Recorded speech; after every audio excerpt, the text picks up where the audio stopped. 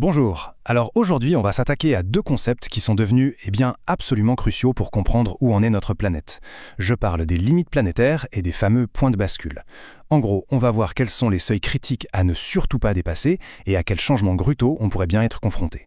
Voilà, ça met tout de suite dans l'ambiance, n'est-ce pas? Un dénouement potentiellement catastrophique et irréversible. C'est direct, c'est percutant et ça donne le ton. On sent bien l'urgence et la gravité de la situation qu'on va explorer ensemble. C'est un avertissement, un vrai, qui nous oblige à ne pas détourner le regard.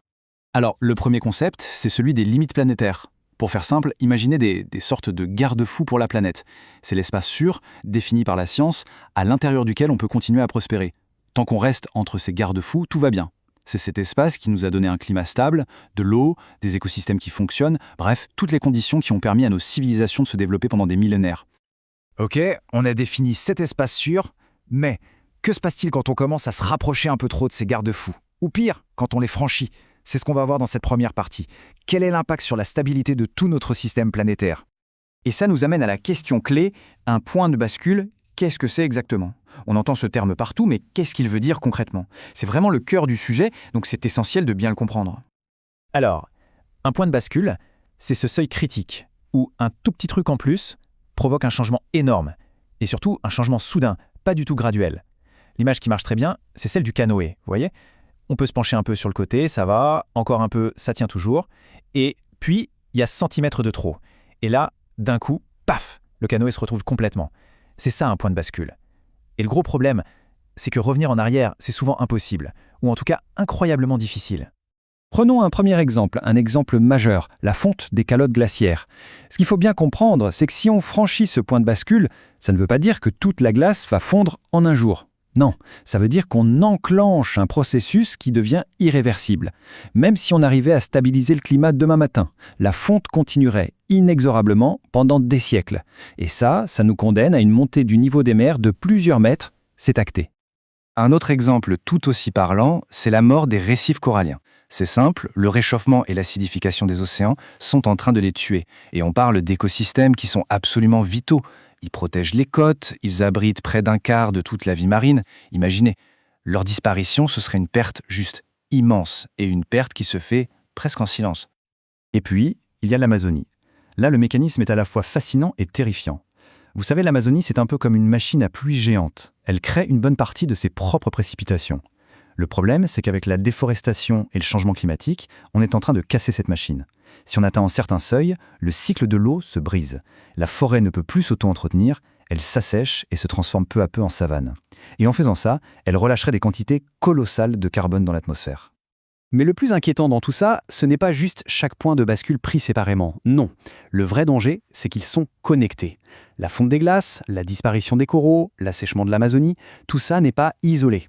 Le basculement d'un seul de ces systèmes peut en entraîner un autre, puis un autre. C'est l'effet domino, mais à l'échelle de la planète entière. Regardez ce tableau, c'est très clair. Prenons un exemple, la fonte de la calotte glaciaire au Groenland. Ça déverse d'énormes quantités d'eau douce dans l'Atlantique Nord. Conséquence, ça risque de perturber, voire d'arrêter un courant marin essentiel qu'on appelle la MOC. C'est un peu le tapis roulant thermique de l'océan. Et s'il s'arrête, ça peut complètement chambouler le climat, notamment en Europe. Et ça, ce n'est qu'une déconnexion. Chacune de ces lignes, c'est une potentielle réaction en chaîne qui pourrait déstabiliser tout notre système.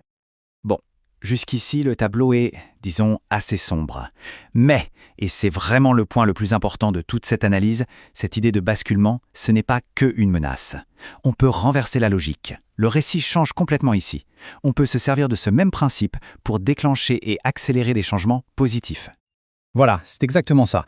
D'un côté, on a la menace, l'effondrement d'un écosystème, et de l'autre, l'opportunité, l'adoption explosive des véhicules électriques. C'est la même dynamique de changement radical et rapide qui est à l'œuvre dans les deux cas.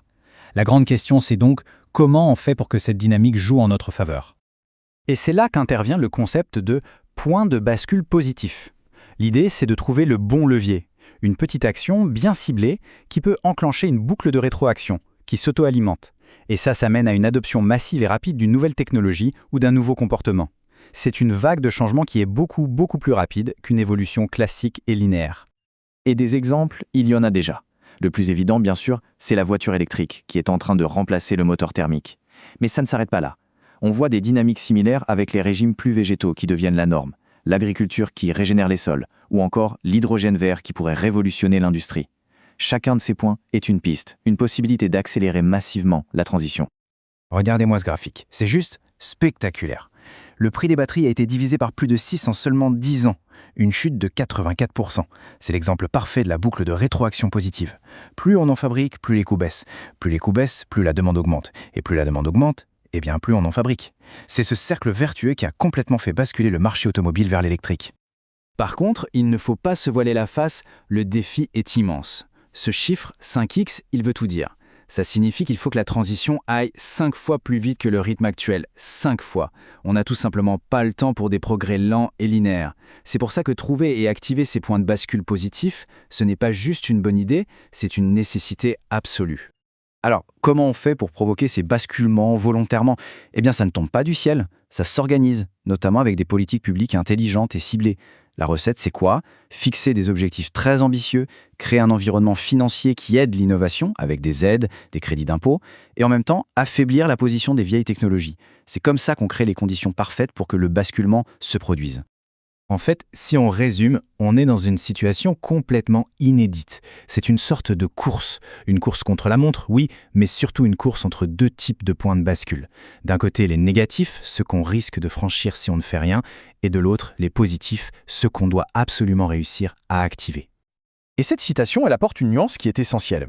Elle dit qu'il ne suffit pas de construire le futur, il faut aussi déconstruire le présent. C'est ça l'idée. Pour qu'un basculement se produise, il faut arrêter ou dissoudre ce qui existe déjà. Pour le dire autrement, construire des parcs solaires, c'est bien, mais si on ne met pas fin en même temps aux subventions pour les énergies fossiles, ça ne marchera pas. Ça va dans les deux sens. On arrive donc à la fin avec cette question qui finalement résume tout l'enjeu. La science des points de bascule nous montre deux choses. D'un côté, la fragilité extrême de notre monde, et de l'autre, le potentiel incroyable d'une action rapide et bien ciblée. On est vraiment dans une course entre ces deux dynamiques. Alors la question finale, c'est de quel côté on va faire pencher la balance.